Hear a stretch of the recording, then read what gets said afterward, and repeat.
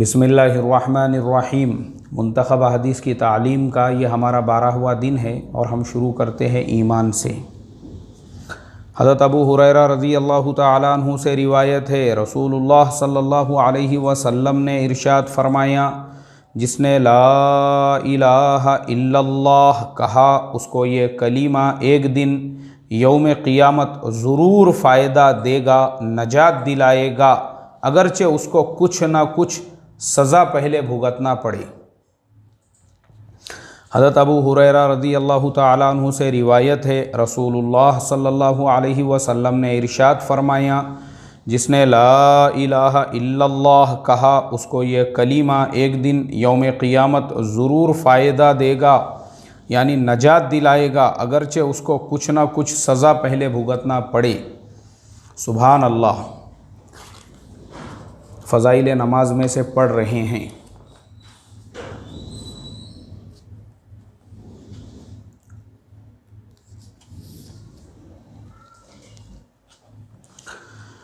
حضرت عبادہ ابن صامت رضی اللہ تعالیٰ عنہ فرماتے ہیں، میں نے رسول اللہ صلی اللہ علیہ وسلم کو یہ ارشاد فرماتے ہوئے سنا، اللہ نے 5 نمازیں فرض فرمائی ہے، جو شخص ان نمازوں کے لیے اچھی طرح وضو کرتا ہے، انہیں مستحب وقت میں ادا کرتا ہے، رکوع سجدہ اطمینان کے ساتھ میں کرتا ہے، پورے خشوع سے پڑھتا ہے، اللہ تبارک و تعالیٰ کا وعدہ ہے اس کی ضرور مغفرت فرمائیں گے، اور جو شخص ان نمازوں کو وقت پر ادا نہیں کرتا، نہ ہی خشوع سے پڑھتا ہے، اس سے مغفرت کا کوئی وعدہ نہیں، چاہے اس کی مغفرت فرمائیں چاہے اس کو عذاب دے۔ حضرت عبادہ ابن صامت رضی اللہ تعالیٰ عنہ کہتے ہیں، میں نے رسول اللہ صلی اللہ علیہ وسلم کو یہ ارشاد فرماتے ہوئے سنا، اللہ نے 5 نمازیں فرض فرمائی ہے، جو شخص ان نمازوں کے لیے اچھی طرح وضو کرتا ہے، انہیں مستحب وقت میں ادا کرتا ہے۔ مستحب جو وقت ہوتا ہے وہ نمازوں کا اول وقت ہوتا ہے، بغیر تاخیر کیے کے، رکوع سجدہ اطمینان کے ساتھ کرتا ہے اور پورے خشوع سے پڑھتا ہے، تو اللہ تبارک و تعالیٰ کا وعدہ ہے اس کی ضرور مغفرت فرمائیں گے۔ اور جو شخص ان نمازوں کو وقت پر ادا نہیں کرتا، نہ ہی خشوع خضوع سے پڑھتا ہے، اس سے مغفرت کا کوئی وعدہ نہیں، چاہے مغفرت فرمائے چاہے عذاب دے، یعنی نمازی کی ہر حالت میں مغفرت کا وعدہ ہے، اور بے نمازی کے لیے اللہ کی کوئی ذمہ داری نہیں اور اس کے ساتھ میں کوئی وعدہ نہیں۔ علم اور ذکر میں سے پڑھا جا رہا ہے۔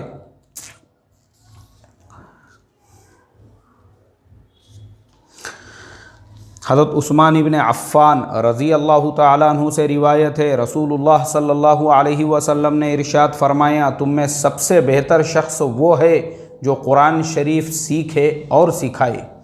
حضرت عثمان ابن عفان رضی اللہ تعالیٰ عنہ سے روایت ہے، رسول اللہ صلی اللہ علیہ وسلم نے ارشاد فرمایا، تم میں سب سے بہتر شخص وہ ہے جو قرآن شریف کو سیکھے اور سکھائے۔ یہ اس لیے فرمایا میرے محترم دوستو، کیونکہ قرآن کریم اول زمانے کے اندر وہ پتوں پر، چھالوں پر، کھالوں پر لکھا ہوا ہوتا تھا، تو اس کے لیے اس زمانے میں اللہ کے نبی صلی اللہ علیہ وسلم نے یہ سارے فضائل اور بشارتیں ان لوگوں کے لیے فرمائیں جو قرآن کریم کے سیکھنے اور سکھانے والے ہیں۔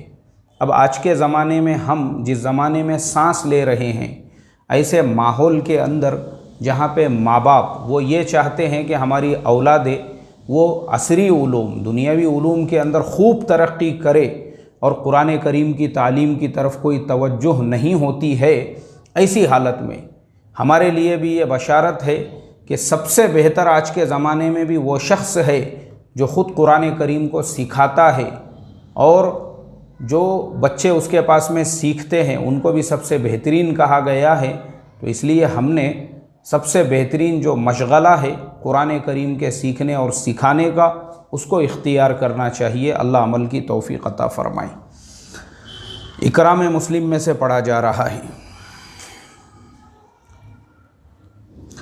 حضرت ابو سعید رضی اللہ تعالیٰ عنہ سے روایت ہے، میں نے رسول اللہ صلی اللہ علیہ وسلم کو ارشاد فرماتے ہوئے سنا، یا اللہ مجھے مسکین طبیعت بنا کر زندہ رکھنا، مسکین طبیعت بنا کر زندہ رکھیے، مسکینی کی حالت میں دنیا سے اٹھائیے اور میرا حشر مسکینوں کی جماعت میں فرمائیے۔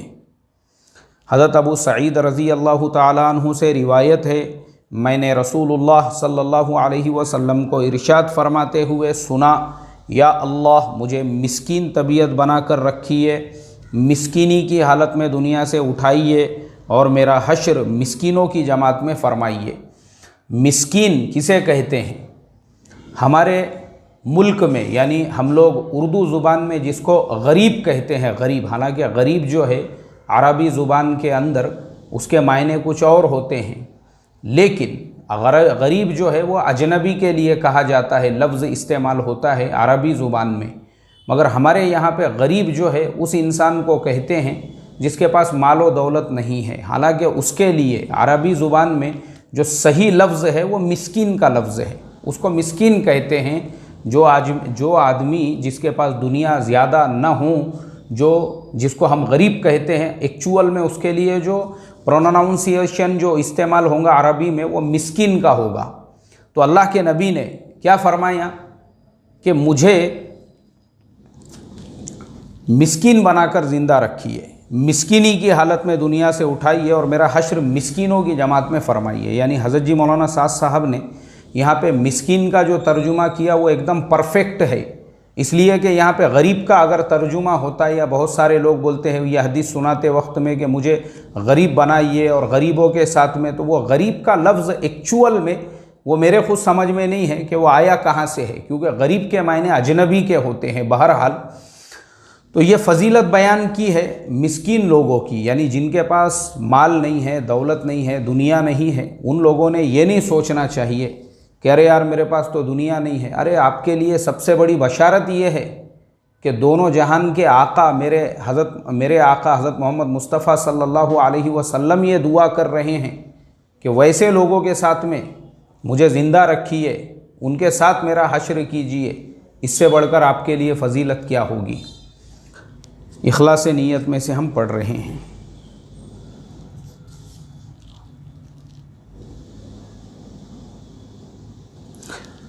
حضرت عبداللہ ابن عمر رضی اللہ عنہما فرماتے ہیں، میں نے رسول اللہ صلی اللہ علیہ وسلم کو یہ ارشاد فرماتے ہوئے سنا، تم سے پہلے کسی امت کے 3 شخص ایک ساتھ سفر پر نکلے، چلتے چلتے رات ہو گئی، رات گزارنے کے لیے وہ ایک غار میں داخل ہوئے، اسی دوران پہاڑ سے ایک چٹان گری جس نے غار کے منہ کو بند کر دیا۔ یہ دیکھ کر انہوں نے کہا اس چٹان سے نجات کی یہی صورت ہے کہ سب کے سب اپنے اعمال صالحہ کے ذریعے اللہ تعالیٰ سے دعا کرے۔ چنانچہ انہوں نے اپنے اپنے عمل کے واسطے سے دعائیں کی۔ ان میں سے ایک نے کہا، یا اللہ آپ جانتے ہیں میرے ماں باپ بہت بوڑھے تھے، میں اہل و عیال اور غلاموں کو ان سے پہلے دودھ نہیں پلاتا تھا۔ ایک دن میں ایک چیز کی تلاش میں دور نکل گیا، جب واپس لوٹ کر آیا تو والدین سو چکے تھے، پھر بھی میں نے ان کے لیے شام کا دودھ نکالا اور اسے پیالے میں لے کر ان کی خدمت میں حاضر ہوا تو دیکھا وہ اس وقت بھی سو رہے ہیں۔ میں نے ان کو جگانا پسند نہیں کیا اور ان سے پہلے اپنے اہل و عیال اور غلاموں کو دودھ پلانا بھی گوارا نہیں کیا۔ میں دودھ کا پیالہ ہاتھ میں لے کر ان کے سرہانے کھڑا ان کے جاگنے کا انتظار کرتا رہا، یہاں تک کہ صبح ہو گئی۔ وہ بیدار ہوئے تو میں نے انہیں دودھ دیا، اس وقت انہوں نے اپنے شام کے حصے کا دودھ پیا۔ یا اللہ اگر میں نے وہ کام صرف آپ کی خوشنودی کے لیے کیا تھا تو ہم اس چٹان کی وجہ سے جس مصیبت میں پھنس گئے ہیں اس سے ہمیں نجات عطا فرما دیں۔ اس دعا کے نتیجے میں وہ چٹان تھوڑی سی سرک گئی، لیکن ابھی بھی باہر نکلنا ممکن نہ ہوا۔ کیوں؟ اس لیے کہ وہ عمل جو اس نے کیا تھا ماں باپ کی خدمت کا صرف اللہ کے لیے۔ رسول اللہ صلی اللہ علیہ وسلم ارشاد فرماتے ہیں، دوسرے آدمی نے دعا کی، یا اللہ میری ایک چچا زاد بہن تھی جو مجھے سب سے زیادہ محبوب تھی، میں نے ایک مرتبہ اس سے اپنی نفسانی خواہش پوری کرنے کا ارادہ کیا لیکن وہ آمادہ نہیں ہوئی، یہاں تک کہ ایک وقت آیا قحط سالی نے اسے میرے پاس آنے پر مجبور کر دیا۔ میں نے اسے اس شرط پر 120 دینار دیے کہ وہ تنہائی میں مجھ سے ملے۔ وہ آمادہ ہو گئی، یہاں تک کہ جب میں نے اس پر قابو پا لیا اور قریب تھا کہ میں اپنی نفسانی خواہش پوری کر دوں، اس نے میرے سے کہا کہ میں تمہارے لیے اس بات کو حلال نہیں سمجھتی کہ تم اس مہر کو ناحق توڑو۔ یہ سن کر میں اپنے برے ارادے سے باز آ گیا، میں اس سے دور ہو گیا، حالانکہ مجھے اس سے بہت زیادہ محبت تھی۔ میں نے وہ سونے کے دینار بھی ویسے ہی چھوڑ دیے جو میں نے اسے دیے تھے۔ یا اللہ، اگر میں نے یہ کام آپ کی رضا کے لیے کیا تھا تو ہماری اس مصیبت کو دور فرما دے۔ چنانچہ وہ چٹان کچھ اور سرک گئی، لیکن پھر بھی نکلنا ممکن نہ ہوا۔ سبحان اللہ۔ تقویٰ جو ہے نا، تقویٰ، اسے تقویٰ کہتے ہیں، خالی کھاندے پہ رومال رکھ کے گھومنے کو تقویٰ نہیں کہتے ہیں۔ تیسرے نے دعا کی، یا اللہ، کچھ مزدوروں کو میں نے مزدوری پر رکھا تھا، سب کو میں نے مزدوری دے دی، صرف ایک مزدور اپنی مزدوری کے لیے بغیر چلا گیا تھا، میں نے اس کی مزدوری کی رقم کو کاروبار میں لگا دیا، یہاں تک کہ مال میں بہت کچھ اضافہ ہو گیا۔ کچھ عرصے بعد وہ ایک دن آیا اور کہا، اللہ کے بندے، مجھے میری مزدوری دے۔ میں نے کہا، یہ اونٹ، گائیں، بکریاں، غلام، جو کچھ تمہیں نظر آ رہے ہیں یہ سب تمہاری مزدوری ہے، یعنی تمہاری مزدوری کو میں نے انویسٹ کیا، کاروبار میں لگایا اور اس سے نفع حاصل کیا۔ اس نے کہا، اللہ کے بندے، مجھ سے مذاق نہ کر۔ میں نے کہا، میں مذاق نہیں کر رہا ہوں، حقیقت بیان کر رہا ہوں۔ چنانچہ میری وضاحت کے بعد وہ سارا مال لے گیا، کچھ بھی نہ چھوڑا۔ یا اللہ، اگر یہ کام میں نے صرف آپ کی رضا کی خاطر کیا تھا تو یہ مصیبت جس میں ہم پھنسے ہوئے ہیں اس کو دور فرما دے۔ چنانچہ وہ چٹان بالکل سرک گئی، غار کا منہ کھل گیا اور سب باہر نکل آئے۔ سبحان اللہ۔ ہمارے زمانے میں سگے رشتہ داروں کے حقوق ادا کرنے قوم تیار نہیں ہے، تو بیچارہ مزدور جو تھا، سوچو یہ تقویٰ ہی ہے، اسی لیے وہ تقوی کے وسیلے سے انہوں نے دعا کی۔ یہ بخاری شریف کی حدیث ہے، جو وسیلہ لوگ پوچھتے ہیں نا، تو یہ حدیث اس بات کی دلیل ہے کہ خود اپنے نیک عمل کے وسیلے سے آپ دعا کر سکتے ہیں۔ دعوت و تبلیغ میں سے پڑھا جا رہا ہے،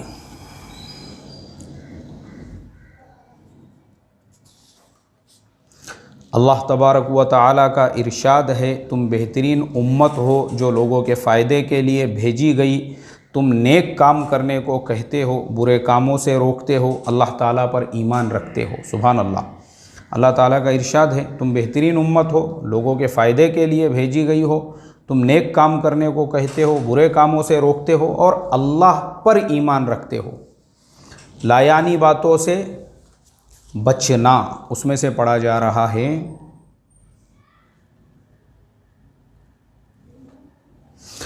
حضرت عقبہ ابن عامر رضی اللہ تعالیٰ عنہ فرماتے ہیں، میں نے عرض کیا، یا رسول اللہ، نجات حاصل کرنے کا طریقہ کیا ہے؟ آپ نے ارشاد فرمایا، اپنی زبان کو قابو میں رکھو، اپنے گھر میں رہو، فضول باہر نہ پھرو اور اپنے گناہوں پر رویا کرو۔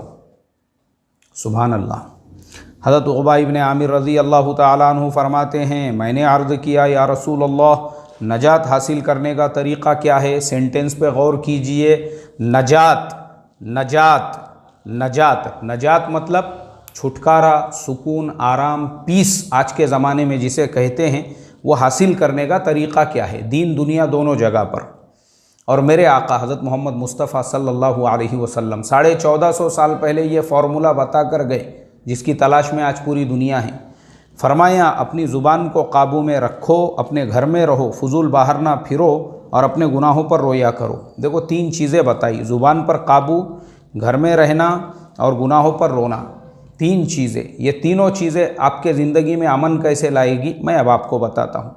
آدمی جب زبان کو قابو میں رکھتا ہے تو جھوٹ سے، غیبت سے، چغلیوں سے، بہتان سے، بہت سارے گناہوں سے وہ بچ جاتا ہے۔ دوسرے، گھر میں رہنے سے سب سے بڑا فائدہ یہ ہے کہ باہر جو فتنوں کا ماحول ہے، ہم ہوٹلوں میں، ابھی آج تو مسلمان محلوں کی پہچان بنی ہوئی ہے، رات میں 3 بجے 10 کلومیٹر دور بولے فلانے ہائی وے پہ ایک ڈھابا ہے، وہاں چائے پینے چلیں گے، چائے پینے کے واسطے رات میں 3 بجے 4 بجے۔ یہی تو بربادی کی وجہ ہے۔ اور ہمارے آقا 1450 سال پہلے بتا کر گئے نجات کا راستہ، گھر میں رہو، گھر میں، ہوٹلوں میں بیٹھنا، مجلسوں میں بیٹھنا، چوب اپنا وہاں پہ بیٹھ کے جو ہے دنیا کی فضول باتیں اور تیسری چیز اپنے گناہوں پر رویا کرو۔ تقویٰ اگر پیدا کرنا ہے اپنے اندر تو اپنے گناہوں پر، اپنے چھوٹے سے چھوٹے گناہ کو بھی انسان بڑے سے بڑا سمجھ کر اس پر روئے گا، اس کے اندر تقویٰ پیدا ہوگا۔ اللہ تبارک و تعالی یہ ساری صفات ہمارے اندر پیدا فرمائیں۔ اور آخر میں ایک اعلان یہ ہے، بہت سارے ہمارے جو ساتھی ہیں ان کا بھی تقاضا ہے اور میں خود بھی یہ چاہتا ہوں کہ جیسے منتخب کی تعلیم مرکز نظام الدین میں ہوتی ہے، شروع میں عربی متن پڑھا جاتا ہے، پھر اردو پڑھا جاتا ہے، ویسے ہی ہم بھی تعلیم کریں۔ لیکن ابھی میرے پاس میں یہ جو کتاب ہے، یہ ہم نے ہمارے مکتب کے طلبہ میں بانٹنے کے لیے لے کر آئے تھے، سارے بچوں کو تقریباً یہ ہم نے 200-250 کتابیں لائے تھے۔ تو یہ کتاب ہم کو جو ملی تھی، اس کا کاغذ جو ہے نا، یہ ایک دم یعنی جیسا عمدہ ہونا چاہیے ویسا نہیں ہے۔ تو یہ میرے بچوں کو جو ہے انعام میں ملی تھی۔ تو میرے پاس میں ایسی تقریباً 3 ہیں منتخب احادیث کی کتابیں، ایک مجھے ملی تھی، 2 ہمارے بچوں کو، وہ بھی پڑھتے تھے مکتب میں۔ تو منتخب کی یہی کتاب میرے پاس ہے، جس کا جو ورق ہے اس کی کوالٹی صحیح نہیں ہے، اور جو اس میں لکھا ہوا ہے عربی متن وہ صاف اور واضح نہیں ہے۔ اس لیے مجھے تھوڑی دقت آ رہی ہے عربی متن پڑھنے میں، کیونکہ شروع میں نے پہلے دن عربی کے ساتھ میں ہی شروع کیا تھا۔ تو مسئلہ نہیں ہے، انشاءاللہ آج کل میں جب بھی مجھے جو ہے اچھے کاغذ والی منتخب احادیث مل جاتی ہے تو ہم انشاءاللہ عربی متن کے ساتھ میں شروع کر دیں گے۔ اللہ ہم تمام کو عمل کی توفیق عطا فرمائے۔ السلام علیکم ورحمۃ اللہ وبرکاتہ۔